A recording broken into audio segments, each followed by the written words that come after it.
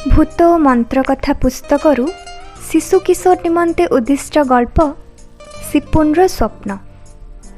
गाल्पिक नृसिंह बेहेरा, उपस्थापिका आद्यासा अभिलिप्सा। धीरे धीरे आखि खोलिला सिपुन। देखिला माँ और मामुनी शोईगलेणी। पाख घर बापांकर घुंगुड़ी कूलर शब्द को टपी जाउछि। सेई शब्द को छाड़देले आ केउठी टिकिए खुड़खाड़ भी नाही। घर भीतर परी बाहरटा मध्य सुनसान। खरा बेलर टाण खरा को डरी केही पदा को बाहरु नाहंती। लोकमानंको मनटा केमिति के जानी। माँ तार भारी जणे, एईटा करनी सेईटा कर एमिति केते कथा कहउचंती। बापा तो आहुरी बेसी, सबु कथारे आखि। बैशाख मासर खरारे अंशुघात होइजिब। बाहर को जानी, घरे बसी पाठ पढ़। किए बसी बसी केते पढ़िब जे। एईटा ठीक बेल। से तार सांग समीम को डाकी आंब तोटा को जीव, भारी मजा हेब।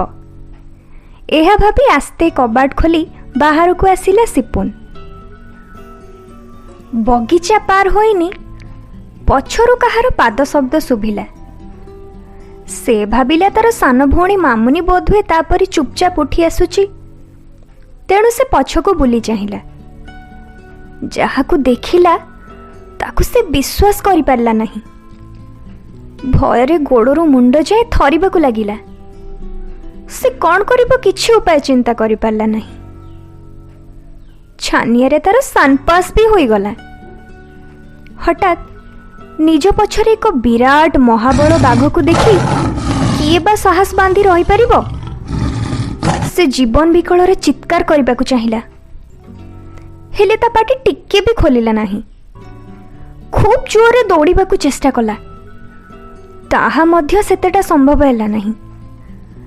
से तार समस्त शक्ति खटाई दुईटी स्तंभ पछरे लुचि गला। बाघटा किंतु ताकू कटमट करी चाही निर्भीक भावे ता आड़ को आसुथाए। एथर से खूब बड़ पाटी करी मां को डाकिला। तार डाक शुणी मां तरबर रे घर दौड़ी आसिले।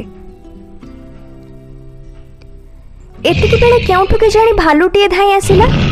तार मां ऊपर को झांप दे तळे पकाई देला। एही दृश्य को सिपन आदौ सही पारु न थाए, किंतु किछि करिबा को उपाय मध्य पाउ न थाए। मांकर चित्कार शुणी बापा घरु बाहरी आसिले। एतिकी बेले महाबल बाघटा भयंकर भावे देह को फुली बापांको ऊपर को कूदी पड़िला।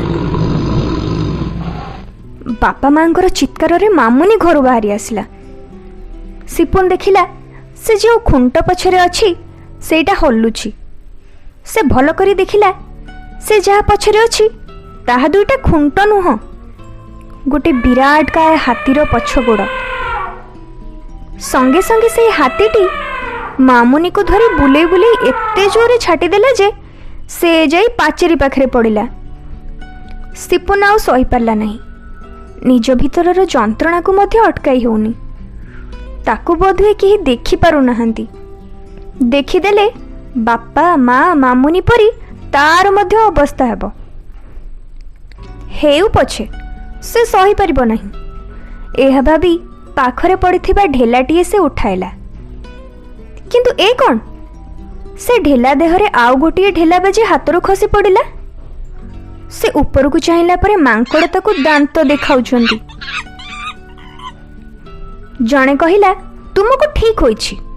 जंगल काटी पदा करि देबो, गछ काटी सौखिन आसबाब पत्र तैयारी करिबो। निजे भलरे रहबा पई भल घर तैयारी करिबो। आउ कहा कथा बुझिबो काहेकि? मांकड़र कथा शुणु शुणु से भीषण काय भालुटी ता आड़ को आसुछि। भयरे से खूब जोरे चित्कार करी उठिला। हठात तार निद भांगी गला। तार पाटी शुणी माँ उठी पड़ी कहिले, दिनटारे एमिति की स्वप्न देखिलु कि एते बड़ पाटी करुछु? स्वप्न तार सिपुन तार स्वप्न कथा सबु माँ को कहिला। से सबु शुणी सारी कहिले मांकड़र कथा मिछ नुहे। ପ୍ରକୃତରେ ଆମେ ସବୁ ଆଜି ଅବିବେକୀ ହୋଇଯାଉଛୁ। ଗୋଟିଏ ଗଛ ଲଗାଇବା ତ ଦୂରର କଥା, ଲୋକମାନେ ନିର୍ବିଘ୍ନରେ ଶହ ଶହ ଗଛ କାଟି ଜଙ୍ଗଲକୁ ଲୁଟି ନେଉଛନ୍ତି। ସିପୁନର ବାପା ସେମାନଙ୍କ ପାଖକୁ ଆସି କହିଲେ, ମୁଁ ତୁମର ସବୁ କଥା ଶୁଣିଛି। ତୁମେ ଖବରକାଗଜରୁ ପଢ଼ିଥିବ, ହାତୀମାନେ ଜନବସତି ଭିତରକୁ ପଶି ଆସୁଛନ୍ତି, ଲୋକମାନଙ୍କର ଘରଦ୍ୱାର ଭାଙ୍ଗି ସେମାନଙ୍କୁ ଆକ୍ରମଣ କରୁଛନ୍ତି। ଏଥିପାଇଁ ଗ୍ରାମସଭା ଠାରୁ ବିଧାନସଭା ଯାଏ ହଇଚଇ ହେଉଛି।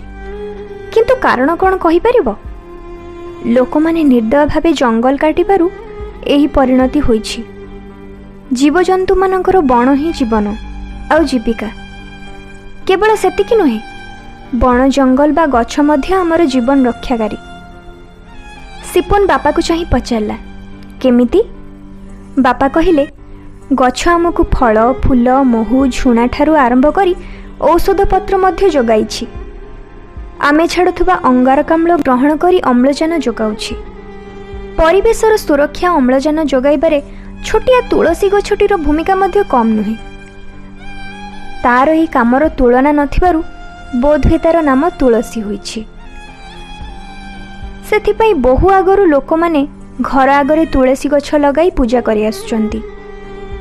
କିନ୍ତୁ ତୁମେମାନେ ସବୁ ଆମର ପ୍ରକୃତ ବନ୍ଧୁ ଗଛମାନଙ୍କ କଥା ବୁଝିପାରୁନାହଁ।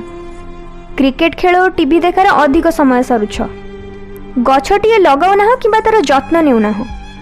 ସମସ୍ତେ ଯଦି ଏମିତି ହୁଅନ୍ତି ତାହେଲେ ବଣର ପଶୁମାନେ ଆସି ଆମକୁ ମାରିବେନି କାହିଁକି? ଜଙ୍ଗଲ ନ ରହିଲେ ବର୍ଷା ହେବ ନାହିଁ, ମରୁଡ଼ି ପଡ଼ିବ, ଜୀବଜଗତ ଲୋପ ହୋଇଯିବେ। ବାପାଙ୍କର କଥା ଶୁଣି ସିପୁନ ଓ ମାମୁନି ଏକ ସ୍ୱରରେ କହିଲେ, ନାଇଁ ବାପା, ଆମେ ତାହା ହେବାକୁ ଦେବୁ ନାହିଁ। ଅବସର ସମୟରେ ଆମେ ନିଶ୍ଚୟ ଗଛ ଲଗାଇବୁ ଓ ସେମାନଙ୍କର ଯତ୍ନ ନେବୁ।